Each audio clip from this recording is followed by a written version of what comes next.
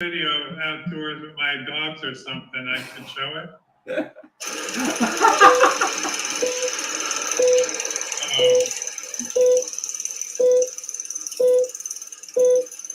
We are live.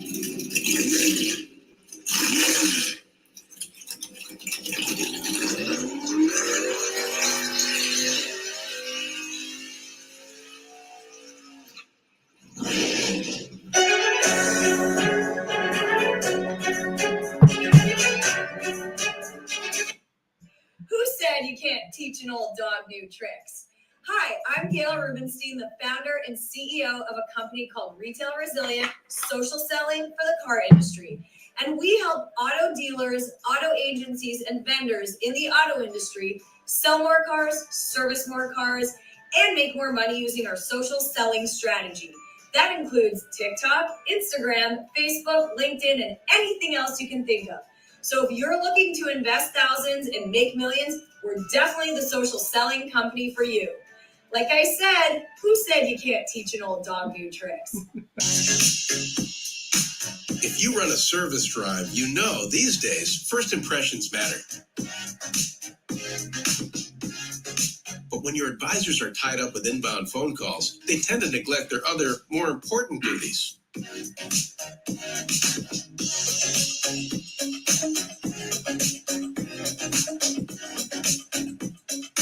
And did you know 75% of all service calls are frequently asked questions and routine requests? Still, the average dealer misses up to 30% of inbound calls, adding up to a ton of missed service opportunity and increased customer churn. 68% of callers actually go elsewhere if they can't get through, which means you could be losing $60,000 to $70,000 every month in service revenue simply from missing calls. So who will pick up? Introducing Brooke. Hi there. Your best service scheduling assistant. Brooke is the first intelligent digital voice assistant to answer, handle, and appoint all of your inbound service calls. Hiring Brooke means absolutely no call goes unanswered, boosting your customer satisfaction and reducing your overhead costs. And talking to Brooke is like talking to a friend with human-level understanding and a friendly conversational voice. Her conversational intelligence is built on millions of actual service industry conversations, making her the easiest onboard you'll ever have. She can handle any volume of calls and follows your policies every step of the way, 24/7. That means even when the lights are off, Brooke is always on. And I can do it without missing a beat. You really do check all the boxes.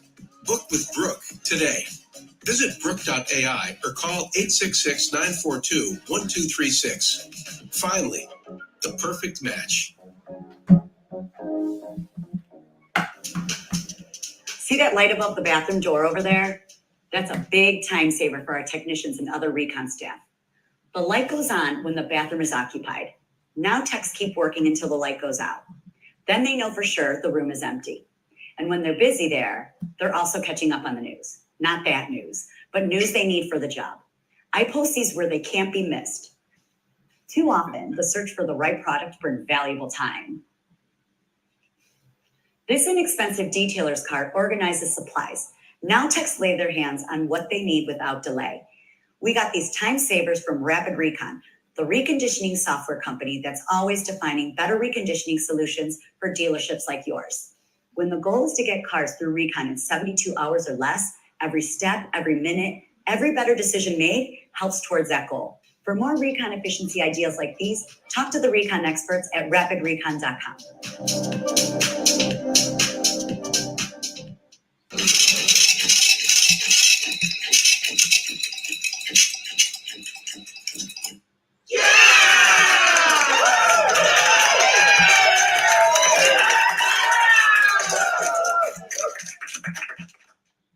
Good morning and welcome.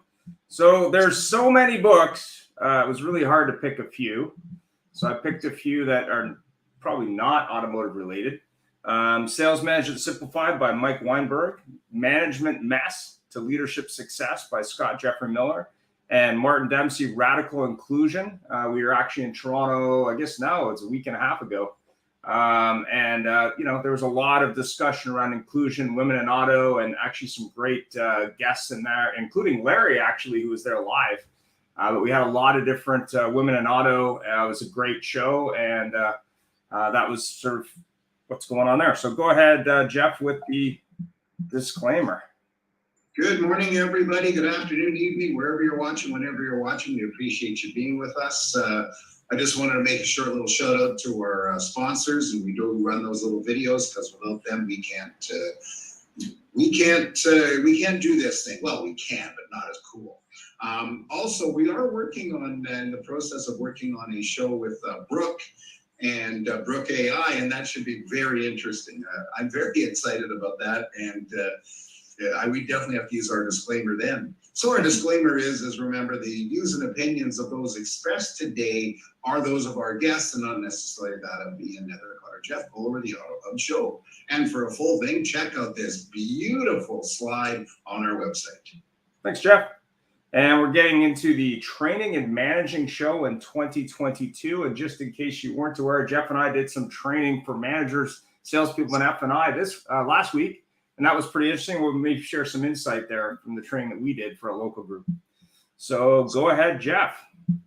Well, typical with the training world, most trainers will go into a dealership and say, I'm not just a trainer, I work in a dealership, and I know how it goes today, and which is very, very interesting because, frankly, while many of us have dealership backgrounds, many of us work in dealerships just because we work in a Lincoln dealership in Omaha, Nebraska, doesn't mean that we know how to do it for a Cadillac dealership in Beverly Hills, California, or even worse, a Ford dealership in Niagara Falls, Canada, Ontario. But our scheduled guest today, although I must tell you, we greatly appreciate everybody being here, tuning in live, and our world has changed. We're no longer locked in our homes and having to watch ugly mugs like us when we have nothing else to do because there's nothing on TV. And so we greatly appreciate it. But joining us today, we have a bevy like that of guests.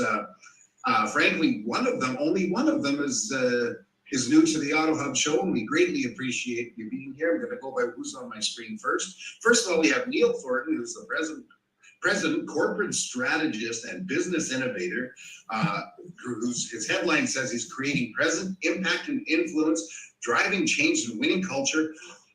Joining us from Ridgeway, Ontario, Neil Thornton. Neil, say hi and briefly tell us about yourself. Everybody, so Niagara, Ontario. I thought we would have wine at this meeting. I'm not sure if we did or not, but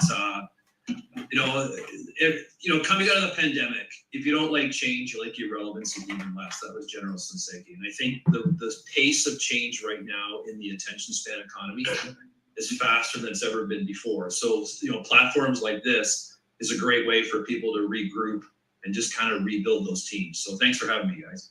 No problem. Thank you. And I must say, I was remiss in introducing the show, which is the training and managing staff today in 2022, whichever you want, which may have changed.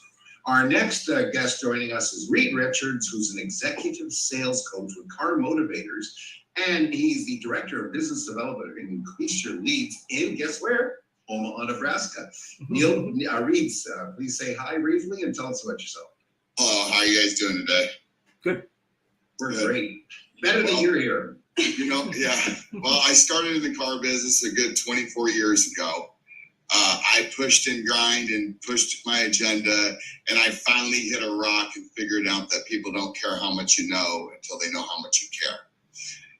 I've also found that if they don't build it, they won't own it. If they don't own it, they won't act on it.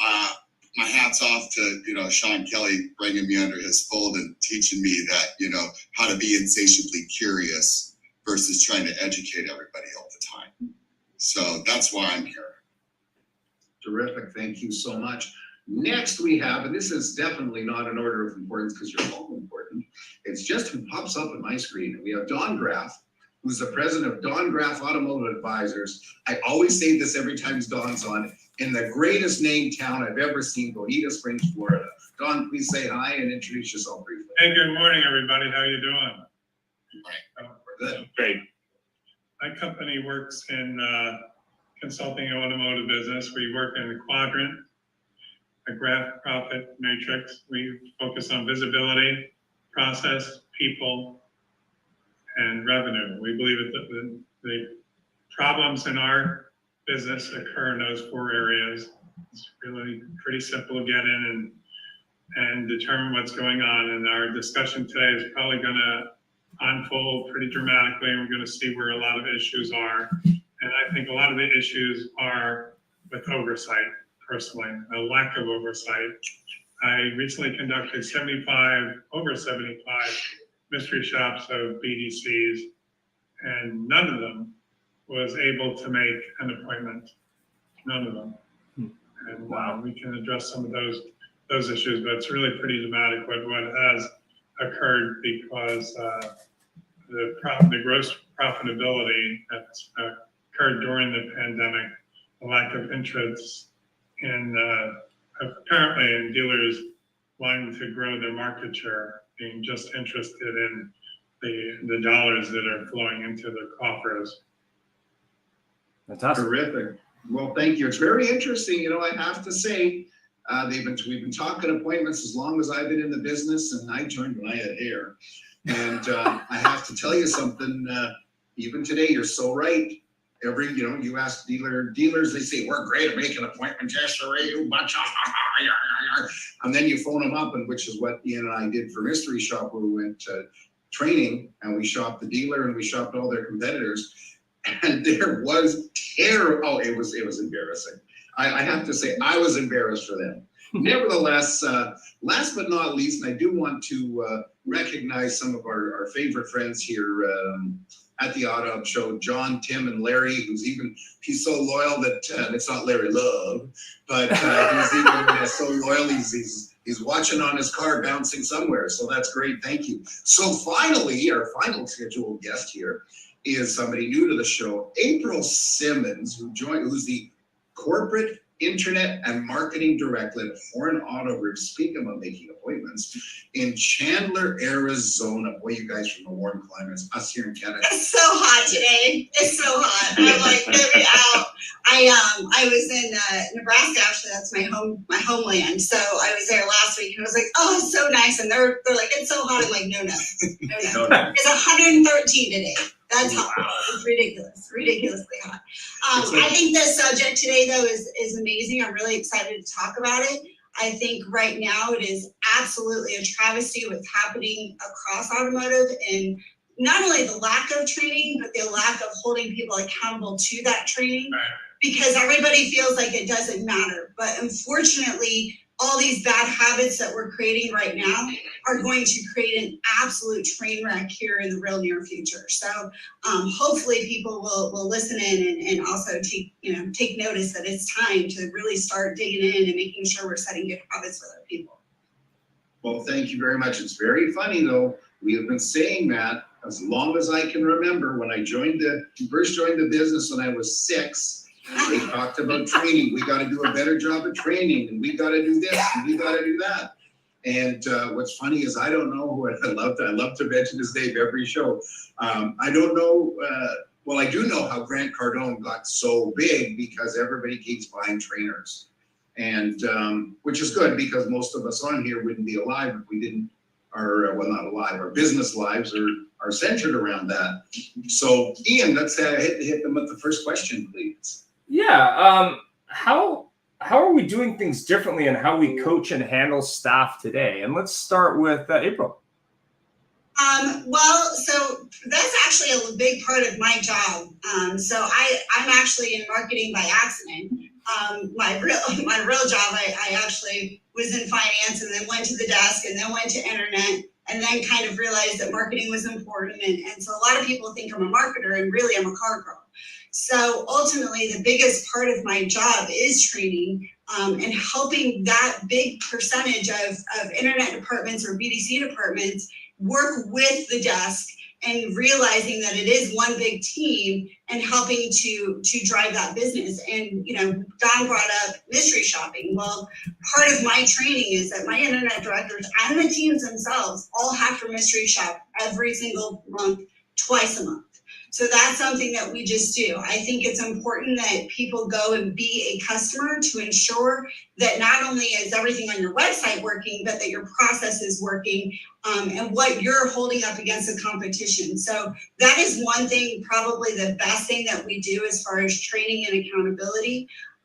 Every single week we go through and sit down with our individual teams and go through their metrics together and decide, what's working, what's not.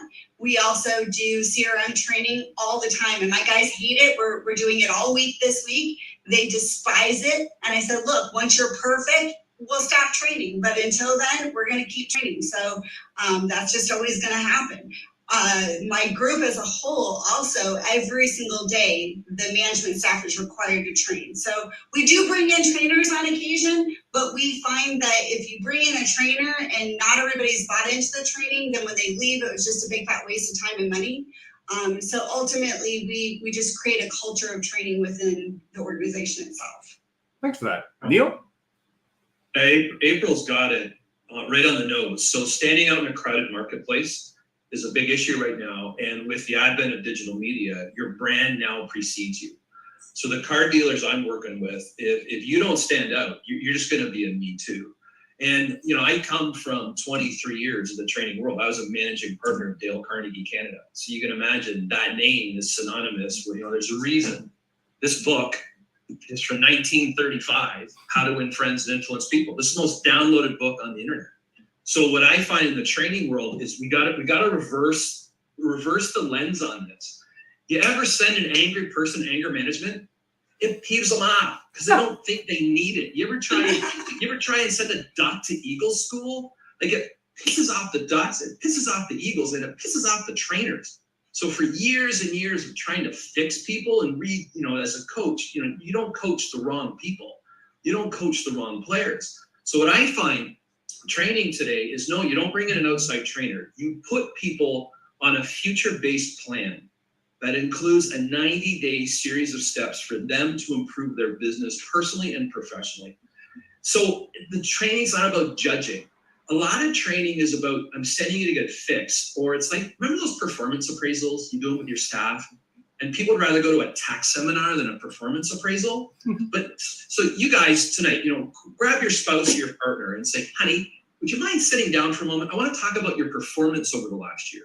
You can imagine how that goes because people don't know the why behind the training. Simon Sinek wrote Start With Why for a reason. So I get this a lot. Well, my staff resist change. They don't resist change. In fact, people resist the uncertainty of change perceived forced on them. April's getting conflict with the CRM because the guys don't understand the why of how it's going to help them. So until they know the why, the training and the how will never exist. It can't coexist. That's what I'm finding. Yeah. Reed? As far as that goes, we practice, finding that GPS. We do a GPS with our employees first to find out their why, what their goals are. Because, how can you run a mile until you know where it begins and where it ends? So, and we tailor it around, because again, if you press your agenda, you're just going to get pressed back, So we let them, it's tailored around their agenda, and help them build it. Like, is it April? Is that April? Like April said, it's about what they did good and then where their opportunities are, and then creating an action plan around that to help support them in being able to achieve their goals. Yeah. And I think that's how you get movement. Now, is it leaps and bounds beyond the coaching and the consulting? No, but again, you're not getting pushback. They're building it. It's their action plan. So, the only person they're letting down is themselves. It's their commitment. Yeah, exactly. It helps they have skin in the game. Yeah, one of the tools we trained last week was really a tool around, I guess, the dreaded performance reviews. It's sort of an update of that, where it's not the dreaded performance review anymore. It's, okay, let's put together a plan for you for the next 90 days and let's have a conversation. And it's a tool that I learned from an Olympic team trainer in Canada who's in his 70s, where he was training Olympic teams. and more about the conversation than the plan per se. It's okay. What are we actually talking about first? And then let's work together to do that. Go ahead, Jeff. Before we move on, and I have to say, in the auto industry, we've trained, right from the level of salesperson. We go to customers and we don't say, "You're going to buy it today, sir," or we say to them, "Tell me something. If we can find the right vehicle that works for you and your family, is there a possibility you might be moving forward?" And yet we still say to people, "Performance reviews." Dum dum dum. Don, any thoughts? Lots of thoughts. So All right. I believe that a lot of it has to do with how we bring employees into the organization, how we are going to guide them along a path, what the career path is going to be, and how we're going to mentor them. So there's growth, almost said graft, to see how they're going to grow incrementally. Sometimes we put such high expectations on people that we expect them to be A performers or A-level performers in 30 or 60 or 90 days. Many times in our industry, we have what we call late bloomers, and a late bloomer to us in the sales department is 6 months where they're gone. I think that's ridiculous. We have a lot of people who become very, very good salespeople and good communicators that are with us 9, 10, 11, 12 months. If they're properly mentored and they're brought along properly, they become longer term employees and they become better contributors in a long time, and they stay with an organization rather than jumping around and finding the next best thing, which is many times what our dealerships engender. They stay for 6 months or 9 months and they find the next best thing. We've been very good at nurturing that. Fantastic. Jeff? That's a very interesting comment, Don, because this last week I've seen quite a few people doing posts on LinkedIn that say, "Well, I never intended to get into the auto industry, but boy, do I love it. It's been 26 years and I thank the industry for my boats, etc., and everything else." But it'd be very nice to see us groom this industry for more people to say, "I plan to enter the auto industry, not because I got fired from my planned job or they didn't hire me back or anything like that." And April, I do have to comment to you that the way your group does things, I quite like it. I like CRM training, etc. But I do have to comment that having been a manager for a lot of years, managers should be doing training, not because they're told to. They should be doing training because that's just part of the deal. So the interesting thing we have right now is the biggest thing we're seeing in the world, whatever you turn on news, whatever you turn on anything, is politics. And I don't necessarily mean Trump versus Biden, or up here in Canada, Poilievre versus Trudeau, or anything like that. It's the politics of the world. We're seeing pronouns of people. We're seeing our staff. I even made a comment in our when we sent out the call flow, "Are hugs allowed today?" And so this division in political thoughts, how does that affect it, or does it affect how we deal with our teams today? And we're going to go to probably our most diverse member of our team, and that's Reed. Not because I know anything, but you're right in front of me. Appreciate it. Where I found that, that we place ourselves in this chief problem solver situation where we're always answering the questions because we're high on our E, because I've been in the car business for 24 years and I know everything. Well, what that does is it creates a mentally weak employee that constantly drains you of your time every time they have a question. So by reversing the flip and asking the question, let them think about it and actually come up with their own idea, which half the 3/4 or more, most often it's actually better than what my idea was, because they're actually going to go back and execute on it. It's a lot. Is that what you were kind of asking? Is that the question? Yeah, well, just basically, just the way things are these days, how does that affect how we handle our teams? And Yeah, and I think that that's where you're going to build that independent, mentally strong employee by learning how to coach your staff, not being the director. Yeah, that's a very good point. And it isn't cookie cutter anymore, and you can't put a group together and have a meeting and yell at them and say, y'all got to get your butts. See, I'm trying to pretend I'm Southern American. Y'all got to get your butts, get out of here. We're going to fire you out the door. I think Vince Lombardi said it best. I think he has to find 40 different ways to motivate 40 different people.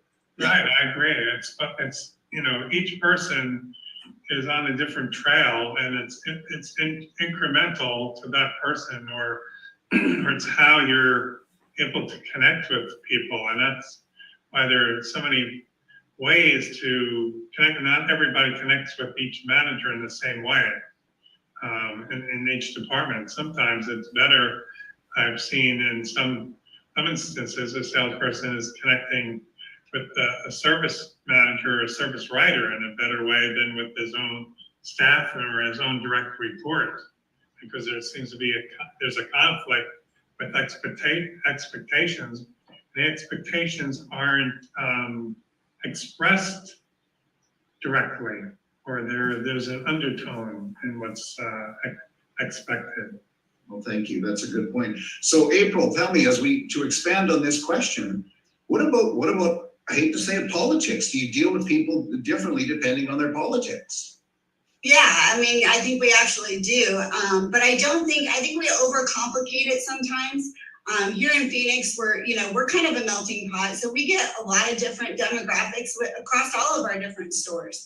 And that also means that we get a lot of different staff across all of our stores. Now, is it as great as I'd like it to be? No, because to the point already made, too many people fall into automotive, they don't choose automotive. So I think that is something we need to work on in order to groom the next layer. But as far as today, I think you just treat your employees the way you want them to treat your customers. And all that really means is, mirror who you're dealing with. We had a situation, right, when masks were now they became, you could choose. Well, if the customer came in on a mask, then the sales guy threw on a mask, right? So it doesn't mean that they necessarily believed in it right or left. It just meant that they said, hey, I want to make my customer the most comfortable as possible because I have a better chance of going to sell them a car. Well, if us as employers treat our employees in that same way and say, hey, I'm going to do all the things to make you most comfortable, then they're going to succeed better. And I just think we way overcomplicate it. I think we make it way more difficult than it needs to be. It's just treat people the way you wish you were treated, treat your employees the way we train them to treat your customers, and then it all just seems to kind of work out. But Don made a really great point there a little bit ago too. Part of it starts with the onboarding. If you don't have a good onboarding process, you lose people before they even start. So that's something that, we all need to do a better job of. And something I've become really passionate about myself the last couple of years is empowering our salespeople. So regardless of the manager, right? Because not all managers are great leaders. They might be a great desk manager, or they might be a great finance manager, but they might not be a great leader. So how can we empower our salespeople to make sure that they have all the tools necessary to be successful, regardless of who might be their leader? So I think that's something that we can all do a better job of too, moving forward. So what you're saying here, Larry, you have a question. Yeah, I'm just agreeing with what everybody said, but I think that the best way to empower these people is to make them understand they're running their business within somebody else's business with no debt service. There's just not that many places where you can have the potential. I'm even talking pre-pandemic, pre-chip, to make $100,000 to rise through the ranks. And if we don't bring them in with the proper expectations and the understanding of what they can achieve and how much fun this could be, because there's nothing limiting you except you, I think once you do that, set that basis, everything flows naturally. Terrific. Thank you. Watch the road. Watch the road. Don't watch us, Larry. We don't want to see it. Chauffeur. It's so, okay. I ran over a couple people, but they weren't fun. I was gonna make a joke, but I won't. I'll get in trouble. Before I go to present Neil with this question, April, I just need to know. So the Van Horn Auto Group does not condone the onboarding process of here's the list, go sell some cars. No, we actually do have an onboarding process that's been a work in progress, because honestly, you can have paper that says, here's what our process is, but if it's not actually being followed, then it just falls apart. So it's really important to have a process, but it's really important to make sure that everybody, like Reed said, understands the why of the process, and then is actually following the process. And then the process has to be tweaked. All the time it has to be tweaked. How can we make it better? How can we evolve it to be better? So it is definitely a work in progress, but I think everyone working together, you can really achieve some pretty awesome things. And also we got a comment, Jeff. Document, April. I believe you're designing, sounds like you believe like I do, it's a living document. Yeah. Alive. Go set it and forget it. Yeah. Nothing is set it and forget it. Stuff is happening all the time. And in fact, when I'm in a client now, I'm trying to encourage them to have virtually a 12-month long process for bringing people into the organization in whatever department they're coming into. And I'm encouraging them, if they're interviewing salespeople, that they don't have the desk manager do the first interview. I want to have the office manager do the first interview, because they're going to be looking at different qualities. They're not going to be looking for the closer mentality. They're going to look at someone that's going to get along with people in the organization. And I think that's the first, let's call it the first pencil, so to speak. The second pencil may be, what are the closing skills? Is the person going to be able to contribute to the bottom line? But the first pencil has to be, are they going to be able to get along with the organization? Are they going to achieve success with the organization? Can they have a rewarding career with the organization? And then, how much money are they going to bring into the organization? And I hire, and this is interesting, I hire for effort and attitude, and I don't care about anything else. Because ultimately, at the end of the day, I can have the worst, some of my worst salespeople have been cancerous, and they might be great closers, but they destroy everybody else. And if they do, they're not worthy of having around. So ultimately, if you have a good effort and you have good attitude, then the rest can be trained. I can give you all the tools for everything else. But too many times we hire for experience, or we hire for those closing skills only. And I think of a sales team like a band, right? You can't have all lead singers. You can't have all drummers. You can't have they work together better as a team when you have a little bit of each type of personality that can kind of come together, and they can create good music that way. Exactly. Well, so I happen to be a lead singer in a band, so that comment struck home. I think one of the other things we have to emphasize, because we're in a world where nobody knows how to communicate, nobody knows how to say hello. Most of the people don't know how to answer the phone. We got to convince them that the close doesn't start at the end when you've ruined it. Uh-oh, we lost him. Well, Larry got lost in the tunnel there. So, Neil, we're going to move on to you on the topic. Thinking Larry's going through a drive-through or something right now. That's it. But nobody said you want fries with that. I appreciate what April says, because I can teach anyone to do a job. I can't teach attitude. And each manager who's on this call today possesses three very important skill sets. Management skills, which is managing things, producing predictable results. Leadership skills, which is your ability to lead and inspire a team, but also coaching skills. And coaching is a certified science. I know Reed's gonna agree with me. I've got 3 certifications in coaching, 23 years. And coaching is about asking great questions. But Einstein said, if you judge a fish by its ability to climb a ladder, it lives its life thinking it's an idiot. And I think what you do is the best advice I've ever gotten in business is hire slow, fire fast. And in that hiring is you set up those very clear expectations, which include coaching. And you're coaching people based on what they said they're going to do. So you're coaching them based on their commitments. It's less judgment in that world. And it's a really good point. And I think we spend far too much time trying to solve problem people. I really do. And I think the sales skills right now needed for success is not in any textbook. I coach or I teach at the college university level. My students grade themselves. All of their assignments are done over video. They all have full digital media platforms. They get the fact that they have to stand out and be different And to do that, every athlete in the world uses a coach, every professional athlete. When you coach them the right way, you could really change people's lives. But if you're trying to argue with them or tell them how smart you are, nobody cares. Nobody cares. You identify their genius, right? It's like a statue. You chip away at the stone to reveal a beautiful piece of art inside. And that's Ben Zander, The Art of Possibility. What a great book. So this is a really good topic. And I think we all agree that you focus on the innate attitudes and then you coach them and groom them. Because I'm telling you guys, in the car business, attrition is expensive. Losing people, like a 6-month turnaround, that puts you out of business. It really does. And I think the rules have changed, especially 2022. Yeah, I mean, we've Come done. back out of the tunnel. Oh, I was okay. starting to say that I think one of the most urgent things we can do is teach these people that the close doesn't start at the end when you screwed up the deal. The close starts when you say, welcome to, I'm Larry Feldman, or whatever the hell your name is.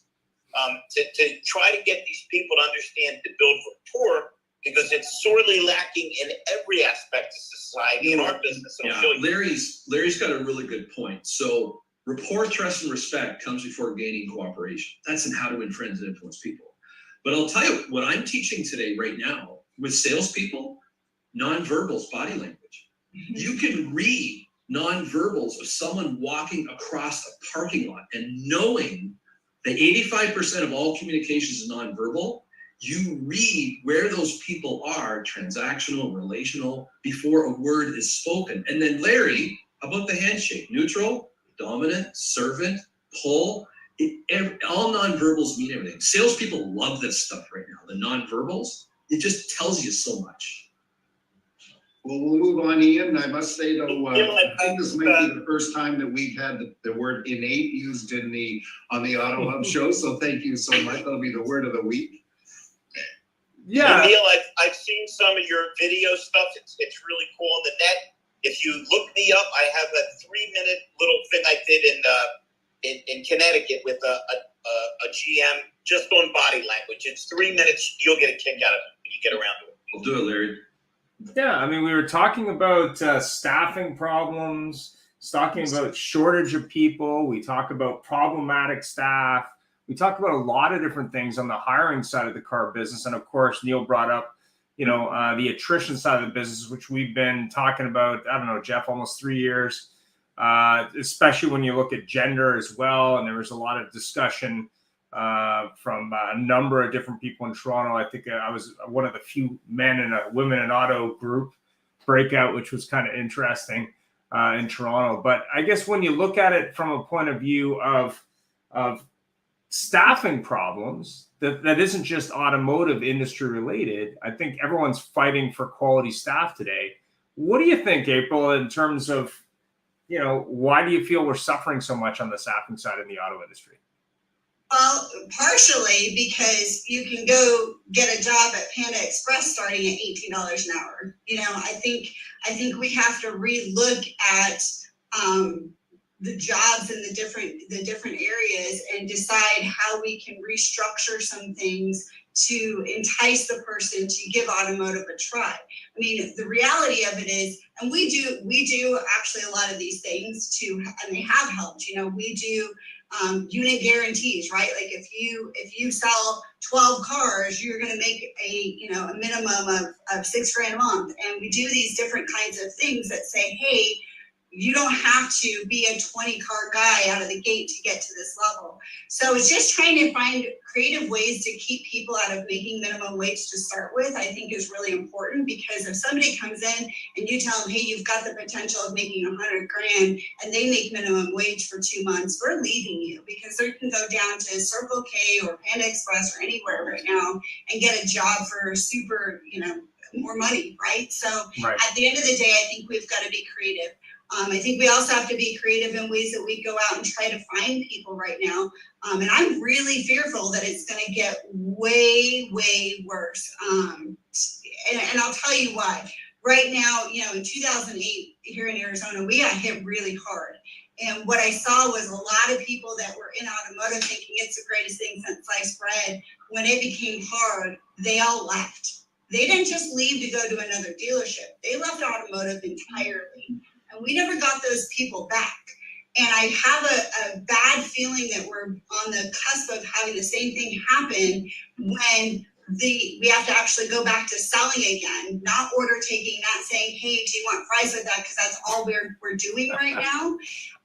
When we get to that part where you're not making, massive commission per unit anymore, and you have to sell, 10, 12, 15 cars to actually make the same amount of money, I think at the end of the day, we're going to lose a lot of people. And I think a lot of people will leave automotive. So right now, I would say the most important thing is actually retaining what you have and slowly adding to it, but really working on this coaching and training and preparing your staff for what's about to happen that we all know is going to happen, whether it's next month or 6 months from now. It's going to happen. Times will not stay the way they are right now.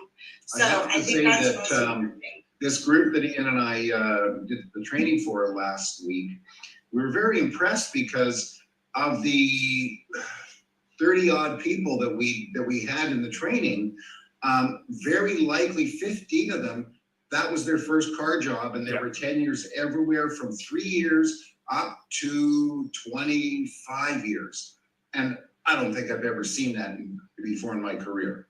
No, you don't see too many groups with a lot of senior staff that have been there at the same group for a long time. I mean, it was. I think on one of our previous shows, we were talking about getting 5 years with someone's a long time today. And Jeff and I were talking a little bit about sort of the mean average employment today for a person, not from an HR perspective, but just, what is that longevity at a job? I mean, you don't hear too many people that have been somewhere for 25 years today, right? I mean, you just don't see that. So I 100% agree with you, April. It's how do I retain the people I have that are A players that I want to keep? But more importantly, who do they know that maybe wants to get into the car business that's like them, maybe, or someone that, that's looking for a career, not just do I want fries with that job? What do you think, Reed?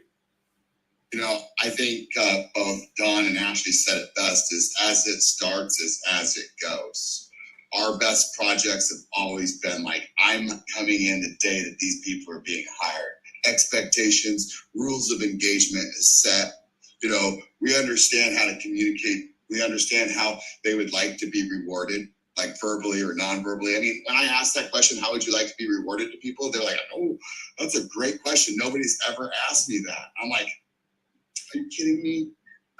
Again, when I worked at Coons Automotive in the East Coast, they all sent all the general managers and everything down to Disney World, and they gave them a book. It's called Why Size Your Business. And it was talking about how, the millennials, or in the future, the Y size, the Y gen, how they expect to be, presented the job when they get there. Name on the door, book, parking spot, whatever it is, these expectations need to be met when they come, not just a foot on the butt and say, go get them, Tiger, and then unless again, I think that, I can't read anymore because I'm getting older, but I wrote it down as Ashley was speaking, but the attitude, again, I just think that as it starts is as it goes. You put these people in the situation, you don't give them any training, you give them no attention, they don't feel like they're worth anything. I think again, the initial is the most important part when it comes to hiring. Yeah, something as simple as a donut for everybody. Any good debate needs a counterpoint. So I'd like to speak up for the values of attrition. Since I'm now recruiting for 200 dealers, I love the fact that they can't retain their people. I just figure I'd throw that. I don't think that'll be a problem that'll get fixed overnight, Larry. I think you probably got some road there to recruit for dealers. Absolutely. On the other end, I'm trying to increase longevity in the stores. Well, maybe there's an opportunity there. Get together. The beauty of the conquering of attrition is really, really simple. You hire Larry Feldman to find the right people and train them right. This isn't complicated. Thank God I came out of the tunnel for you folks. Neil, what do you think? Peter Drucker said that culture will eat strategy for breakfast. And you got it. I think April's right on the point here where she said, you got these new generations coming in. Well, the boomers aren't retiring because they can't afford to. You got the Gen Xers running around. You got the millennials who now run the dealerships. And you now have the new Gen Zs. And you know they have attention spans of squirrels on crack because they're addicted to these, right? So their world, their communications is different than ours. But I've got 17-year-old students who can build a website in a night, in an hour. They can build a site. So they are so wired. But I said something earlier, we're in the attention span economy, and we're also in the instant gratification economy. So to kind of hit with what Don said, you have to stand out. You got to be cool. You got to be Google, like you got to be Apple. You have to be that place that people want to be introduced to. Like guys, if we put an ad on Indeed right now or ZipRecruiter and you sponsor it, that's about as useless as an ashtray on a motorcycle. Within an hour, that thing is gone, and everybody's looking for staff. I'm ready. I think April said it. The day of the referral. The day of the referral. It's here's my new definition of leadership. Hallelujah. What people say about you when you're not in the room, right? We all have LinkedIn profiles. I recruit, Larry. I don't talk to anybody unless they've got 4 written recommendations. 4. I have 103 on my LinkedIn profile. So to me, it's that credibility that people want. You bring someone in and you help them build their career and their brand, they're more loyal to you than what Brooks said is, hey, you know, McDonald's is putting people through college. Well, of course they are, because that's how they're going to keep staff. So it's how you find them, right, Reed? How you find them, you keep them, you set expectations early, and you put them on a coaching program. But here's the rule of coaching. You only coach when people ask. You never coach when they don't ask. That's called manipulation, and people will resent it. And so you set up those clear expectations and those business plans. And I don't know, I think Don will agree, your chances are much higher than 3 months later, they're out the door because they're down the street for $1 more an hour. You're not going to compete in that market. You're just not going to compete. Well, the other thing, and this is something I think Larry has said many times on the show before, when you have attention spans that are shrinking with younger generations, the last thing you need is a job description that's 20 pages. I mean, nobody's reading that job description. They're just not reading it. I mean, if you don't have a recruitment video on the first page of your website, it's the 7-second rule of most websites. Tap, 3 swipes. If I don't see a video, your business is old. It's archaic. We live in a visual marketing world, right, April? Like everything now is instant gratification. Give it to me now. Nobody reads. Like, forget the websites with copy. That stuff's gone. Hey, Neil, I just got a call from the union that represents Squirrels on Cracks. They didn't appreciate you comparing that to Generation Y. You're a lawyer. Don, go ahead.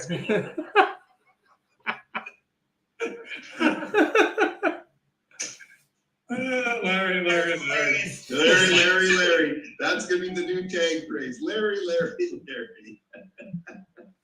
What do you think, Don? I don't know. I saw Larry perform for a whole day.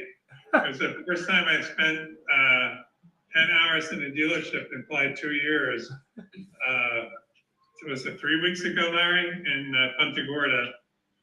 And it was very entertaining. We went 3 hours and 15 minutes. Nobody wanted to go to lunch.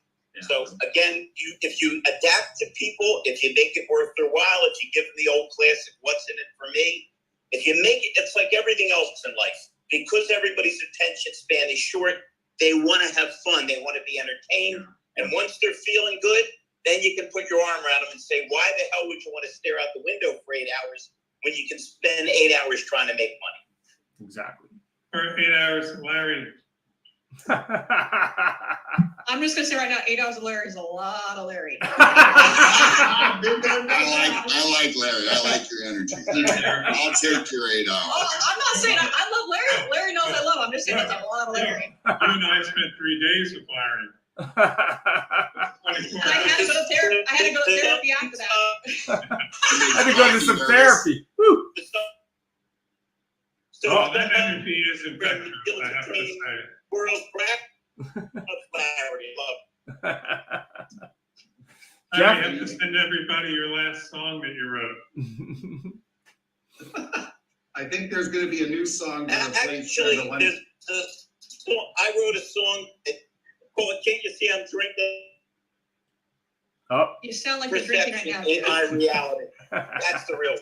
There, hit a drive-through, man. Get yourself a cup of Joe. There has to be a new song to replace Sting's Roxanne. It's got to be Larry. Moving right along, I ask this question now on every show. It's my favorite, and it's what is the biggest mistake, misdirection, blunder, whatever you want, you see dealers doing relating to training and managing their staff today? And I'm going to go to Reed because everybody else has been talking over him. That's okay. I don't mind. I think the biggest mistake is not having any. I think that, and then once they do, is committing to a certain direction and sticking with it and finding whether or not it's going to work. But they really change direction so much, so often. I've had dealers start the BDC, end the BDC, start the BDC, end the BDC. I mean, it gets a little confusing. They have salespeople taking the phone ups, handling the internet leads, then they're outsourcing them, then they're back to the salespeople. There's just no direction and consistent direction, I think, if that answers your question. And you probably find that some of these dealers that do that also have very high turnovers. They do and they don't. I guess it just depends on how much the salespeople are getting paid. I think that a lot of people found that coming to work is more about the relationship and not the task. These guys, again, like I think everybody knows that they're real high gross opportunities right now. They have to do less effort. They're making a ton of money and they're all getting very comfortable. So why would they leave? Yeah, for sure.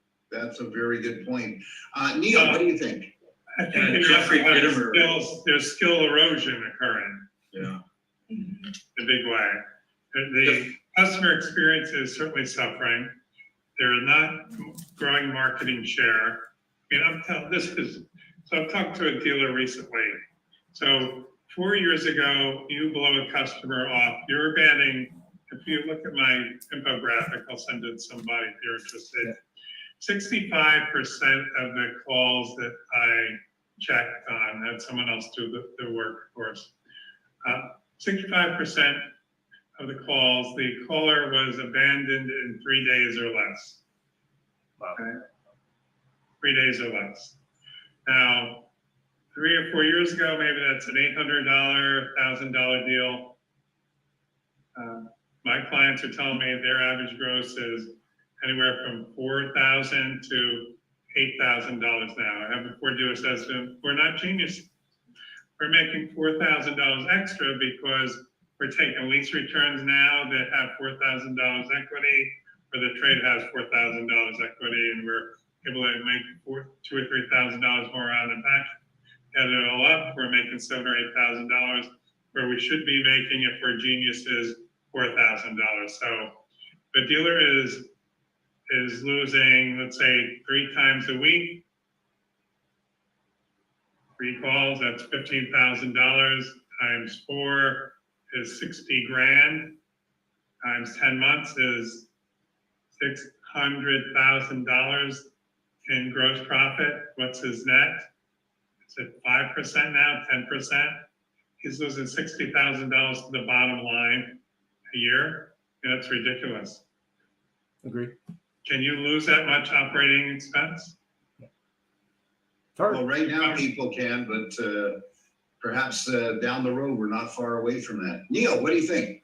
Well, Jeffrey Gittimer wrote in the Little Red Book of Selling, you can resign your position as general manager of the universe anytime you want. And I would say, you got to get out of the convincing business. Like we're trying to convince people to do stuff. The CRM example, people don't want to feel manipulated. I think right now, the greatest thing we can do is about perspective.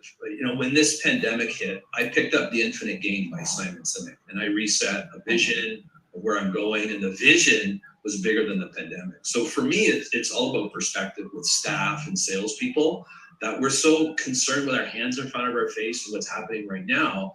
If you're an investor, you're not worried about these short-term gains, you're worried about the long-term gain. And I think that's the lens that we all need to have, is that outward focus, and stop trying to put ducks into eagle school. They don't want to go. And let's stop trying to solve the problem people in our dealerships. Cut them out. Oh, they're a great producer. Yeah, but they're killing your culture. Nobody trusts one another, right? Remember the 5 dysfunctions of a team is the foundation of trust. If you guys don't trust one another, your service is not going to come across an inaudible band. People are not going to trust one another. I think that's where it's time to get human again.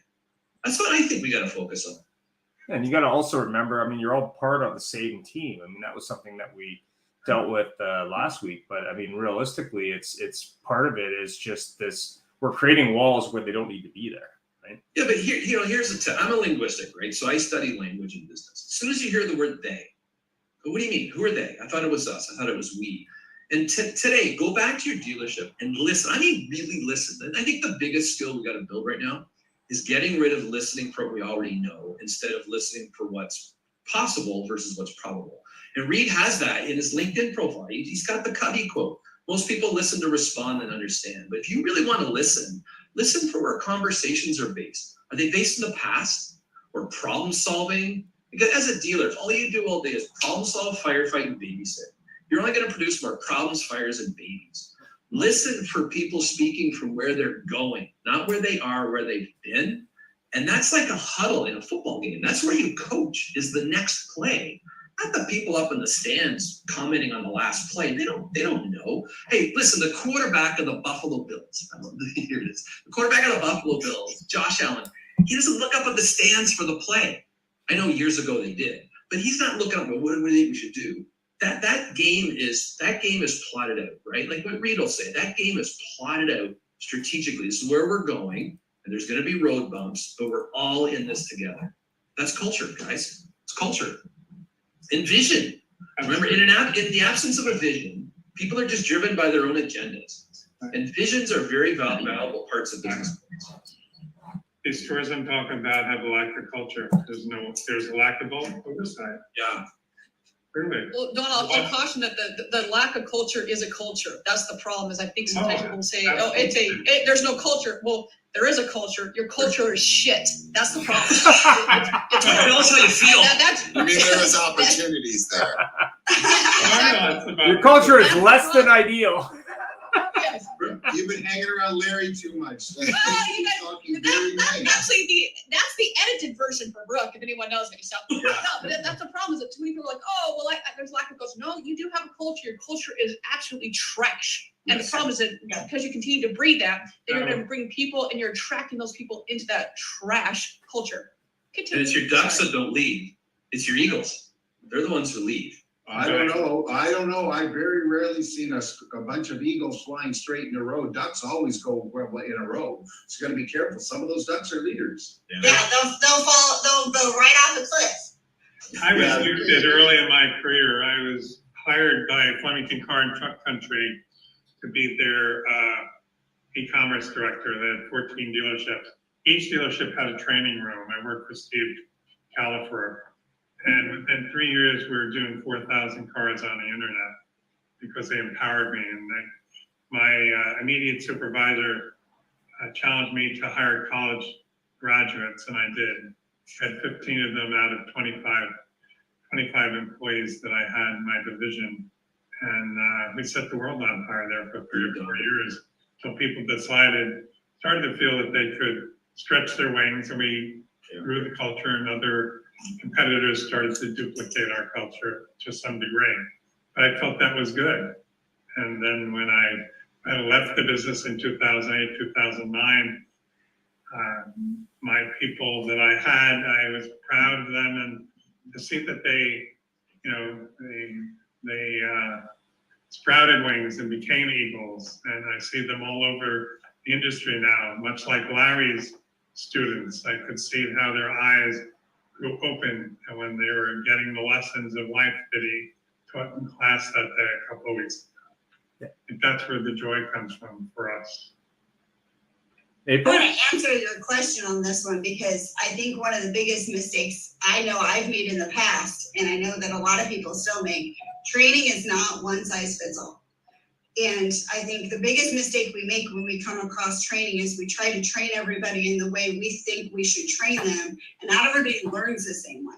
So especially when you're talking about your boomers versus your Gen Zs versus your millennials. All these people learn differently. Then you take into account personalities. Every personality learns differently. So I think you really got to, roll up your sleeves and get in there with your team to figure out how they learn and then train accordingly. And whether that's one-on-one, small group, big group for some, you've got to figure out ways to actually get and reach every single individual to really make an impact when it comes to training. You also have a methodology and a consistency, because and most dealerships talk about what their goal is and what their big plan is, their motto. They don't follow it.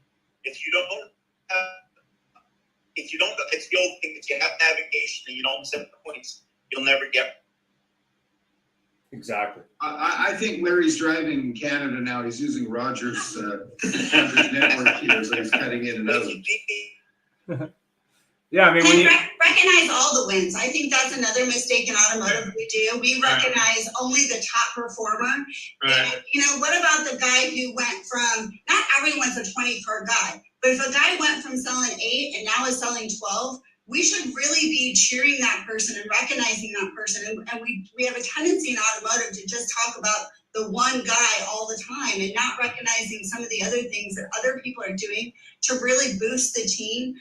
You've got some staff out there that don't care about being the top dog. They want to be the person who helps everyone out and, helps train the new guy and does all these other things. And they should be rewarded and they should be recognized and those type of things as well. So it kind of goes both sides, right? You want to train them one-on-one, but you want to recognize them one-on-one. Not everybody got straight A's in school, but if the C guy, the guy who got C's now got a B, that person should be recognized, not punished for getting a B, because that's his best. My goal is to get the best out of each individual person and whatever that may be. That's a tremendous point you've got there, and it just reminded me about something that we always run into.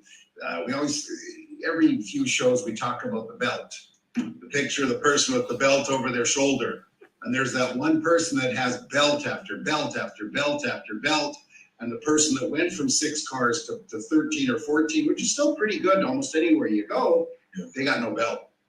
Mm-hmm. And they, sometimes their motivation goes out the window. They might get what it needs, but there's got to be more than that. Yeah, and Jeff, I mean, I think we've had a guest on many times, but some groups do this better than others. They celebrate employees, whether that employee's been there 10 years or whether that employee is new to the group or whatever. They're actually there celebrating, a lot of their staff, not just individuals, and they do it on a regular basis to not only build that, street cred of the dealership group, for example, but also to celebrate those people that have stuck with it. I mean, I think in a lot of cases, the auto industry is a difficult industry, but also it's an industry where we don't celebrate ourselves enough. I mean, when I look at the Centez Automotive Group, to pick a group, or even the Cod Automotive Group locally, I mean, realistically, those groups, they celebrate it, but they also celebrate individual staff, whether it be a receptionist or whether it be, someone who works in service or a technician or even a lot guy or gal. I mean, I think we also have to celebrate the fact that people are part of that team environment. I think we're to your point, we celebrate that individual high performer with the wrestling belt, for lack of a better term, what seems to be the thing lately, versus, maybe best CSI or best customer experience or, internet lead or something like that. I mean, I think there's lots of ways we can celebrate people, especially when you look at what motivates people. And we had an experience last week with Donut motivating someone. So, you never know what's going to motivate somebody. I thought that was really interesting, just because you wouldn't think something as simple as a donut at a meeting would motivate someone, but clearly that was the motivator for this gentleman. And don't forget, for anybody who's ever worn a wrestling belt, they ain't very comfortable and they only stay on long enough for the picture. We're running out of time. We're near the end there. Thank you everybody so much for joining us. Any final comments? I just had the one is, do you want to be around somebody positive or do you want to be around somebody negative? Yeah. I mean, I've learned through rules of engagement, the Johari's window, somebody bring it into my arena that I couldn't see it, that I was, pointing out here, this is all the money you're missing, this is all the money you're walking on, here's where you're not making all your phone calls, here's where you're not processing screwed up. And he's like, and then he's over here talking about, hey, look, he actually used the CRM. Look, they're taking, and he points out all the little positives, and here I am pointing out the negatives. And he says, well, Reed, would you rather be around the negative guy or would you rather be around the positive guy? And ever since then, I've changed my tune. Every person has a sign hanging around their neck that says, make me feel important. Yes. That's what this was all about. And stop hanging around BMWs. Sorry, bitchers, moaners, and whiners. BMW. Hallelujah. Writing that one down too. Two of them There today. you go. No, 2 of them. I like it. Girls on crack, BMWs. Sorry. Trade motorcycles. That's the one I'm keeping. I'm just gonna get my lawyers on. No, I'm just gonna get my Good idea, Neil. Don, any final thoughts? Phenomenal show. Phenomenal. Loved it. Great people. What a Thank you best so conversation. much. And Much that, appreciated. Bring it. Bring it. We're gonna let you go. You brought it. You guys brought it today. I have to say that. We didn't do anything. It was you. You. you brought it. Remember, Format. there's no I in you. Yeah. It's about engagement. Peace. Trust engagement.